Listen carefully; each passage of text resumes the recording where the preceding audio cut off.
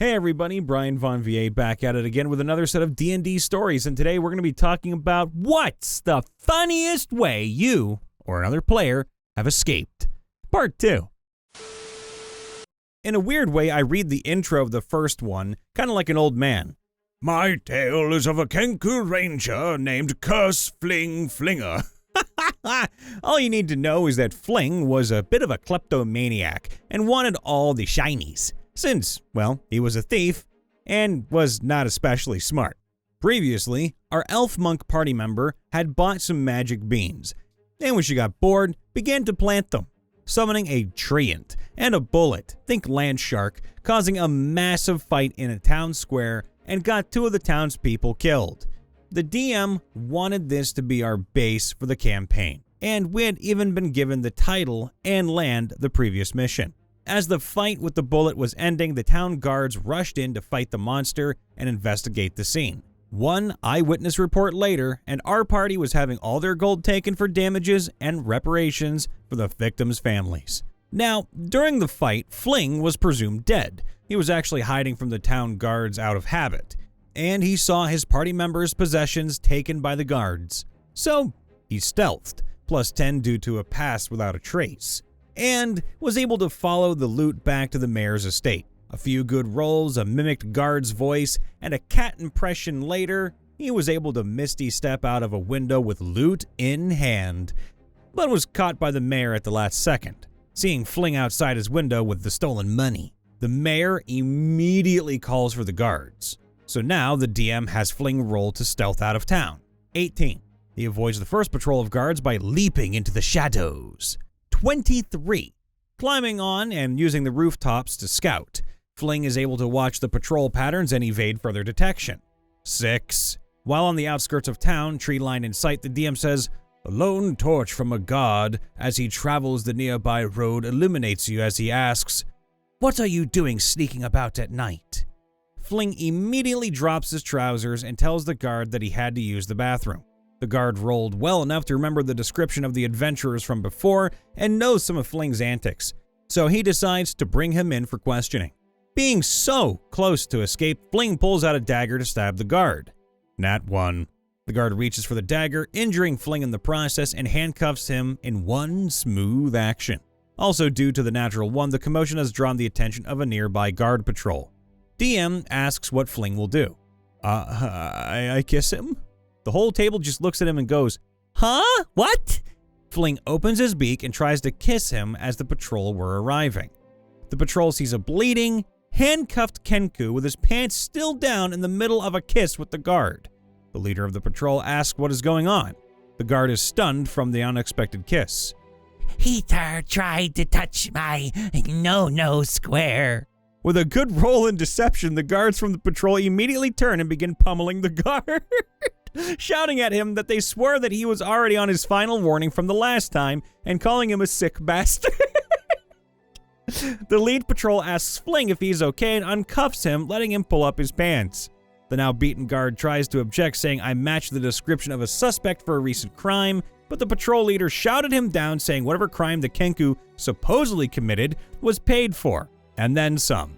Fling, seizing the opportunity, grabbed his party member's goods and ran into the woods. The elf monk and the rest of the party were setting up camp, talking over how they were kicked out of town due to the elf monk and how they lost Fling in the fight with the bullet. Just then, Fling bursts through the foliage with the party's goods in hand. And that is how Fling saved Christmas. Was captured by the town guard and hauled off to the clink. Being a charlatan rogue with an incredibly high charisma, I was aware that I was in the worst place for a cute smartass.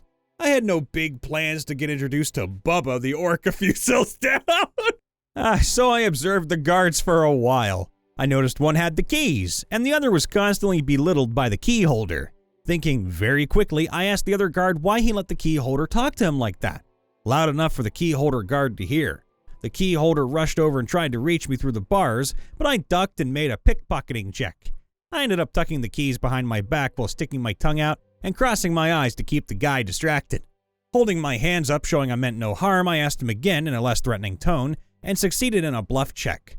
The The guard smirked and said his companion had lost his keys due to forgetting to lock Bubba in a week ago, and the orc had rained unholy hell down on the night guard's bottom.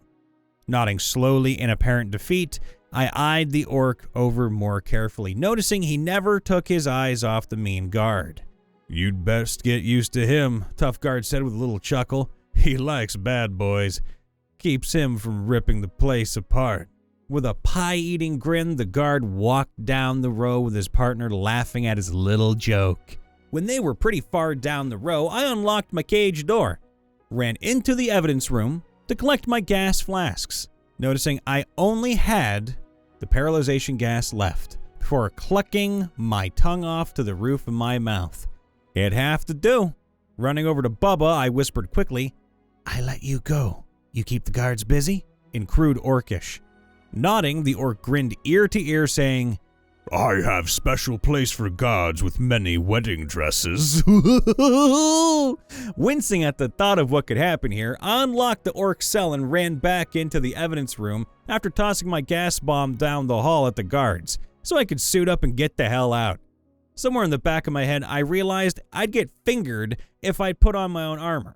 So I swapped it out for a guard's uniform, filled my backpack with enough illegal contraband to make a red dragon roll around in the grass talking about the pretty colors, equipped my own weapons, and hurried out to the suspicious sounds of the orc yelling, "My schnoo schnoo, pretty schnoo schnoo."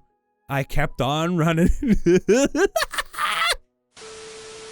My character straight up dove out the window of a moving hover car. DM genuinely couldn't think of a way the enemy would be able to find him again, so he just got off scot-free. The craziest way I escaped, it was being a dick. It's alright. I was playing a Dwarf barbarian with a -1 charisma mod. I was down at 1 HP again for the second or third time in this module we were running. Dragons of Icespire Peak. We, the 5 people, 4 PCs and 1 NPC, walk out of this house we'd been staying in after escaping the previous encounter and, shenanigans. I'm leading the group and see a dragon heading towards us. I immediately turn around and ask everyone to run forward for me. Rolled deception with my -1 mod against all their insight checks. I beat them all. One of them by only a single point. On my turn, I turned and ran 60 feet in the opposite direction. I am 1 HP still, so you see why I did this. They all run forward, the dragon swoops down and picks one up, then uses his ice breath on the rest. 2 sessions later, the DM retconned this because he wanted to move on from this campaign. So yeah, let's just say that next campaign, I will be playing a helpful character, not someone else be the star. It wasn't D&D, but I thought I would share this. Our party was imprisoned by the guards who were mentally possessed by the big bad evil guys. We were 3 in a party. A female dark elf archer who was bound, a female half-elf rogue, and me, a female human ranger. 3 of the guards took the archer to another room because they, wanted to do things with her. I plugged together my 2 brain cells, my character is very dumb, and realized the guards only took our weapons and not the rest of our stuff. In my bag, I had flasks and a lot of alcohol. She's also a drunkard. She calls for the 4th and last guard of the floor and suggests a drinking contest to ease the mood and have a nice time. He accepts because he's mad he's the only one actually doing his job at the moment. I outlast him in the drinking competition until he's just so drunk you can make him do anything. My character was also drunk, but not that much. The rogue then tells them that we broke free of the cell and we put him inside instead. So he opens the cell, yeets us out thinking he threw us back into the cell, goes in the cell, locks himself inside, throws us the keys, and faints. A few minutes later, we find the archer in another cell. I have no idea what happened, but she was free of her bindings with 1 HP left, a sword in hand, and 3 guards were dead. I mean, I can make a pretty good guess, but we were never told the actual story. Now, we have to break free together. We all have stealth skills, but my character was just too drunk to do anything smart, so the rogue and archer just went ahead and stealth killed everyone, not trusting me with this work. Except the last 2 guards guarding the exit, on whom they had both failed their stealth kill roll. The fight escalated real bad, real fast. They had both taken one of the dead guards' swords, but didn't give me anything, as I was drunk. The rogue failed all her attacks and took a few hits. The archer took a hit and was now about to die in 3 turns.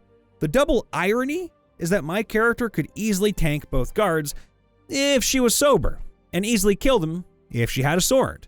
Wanting to help, I wonder what I can do without a weapon and drunk and realize I still have my flask in hand. So I ask if I can throw it in a guard's face, the one who faces the dying archer. The DM says, sure, but unless you crit, it won't do much help. Oh, I crit. The flask hits him real hard and breaks his nose, and he falls unconscious. The rogue persuades the other guard I'll do it again on his face. He's so terrified he let us go with the archer, who we managed to heal. Now, I was mad about two things.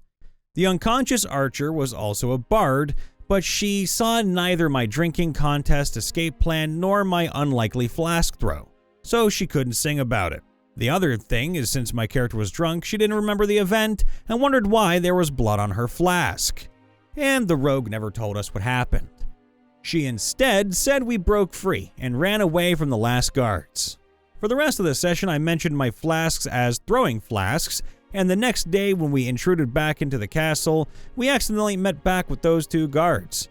But they just pretended we weren't there, looking in the other direction on purpose the entire time, even though we were inches away from them. We didn't see the guard I tricked that day. I kind of wonder what happened to him. I was vibing in a prison cell after being framed for starting a war. Some warmongering asshole with a shape-shifting spell transformed to look like me. Now, there was a moment when we were gonna basically retake the city and prove it wasn't me, and by extension, us. I looked out the window and noticed it was around that time. Now for context, I was a 7-foot-tall shadar-kai monk with white clothes and hair in a desert city. So suffice to say, I stood out like a sore thumb, hence why the guy decided to frame me. So I used the racial teleport to vibe out of the cell and sneak around to get my shit and meet up with the others. Then fight the asshole who framed me, who ended up polymorphing into a dragon, which was a pain. What an asshole. Hey everybody, Brian Von VA here, checking in after the vid. Please make sure to leave a like, subscribe, ring that bell, and of course, leave a comment down below letting us know what the funniest way you or another player has escaped a situation. We really want to know. And lastly, real quick, I just want to say, I know 2023 hasn't been kind to a lot of us. I certainly have been through enough crap in the past couple months to make me just not feel like myself anymore. And it's been bad. And I know a lot of people who've been struggling just as much, if not more than I have. So, to that end, I just want to give a quick reminder. I love you all, and I think all of you out there, yes, you listening right now, deserve all the kindness that you've been given and a hell of a lot more. So don't ever give up on yourselves, and don't let the world beat you down, no matter how hard it hits you some days. Just keep on getting up and fighting the good fight. We love you all. We'll be safe out there. See you soon.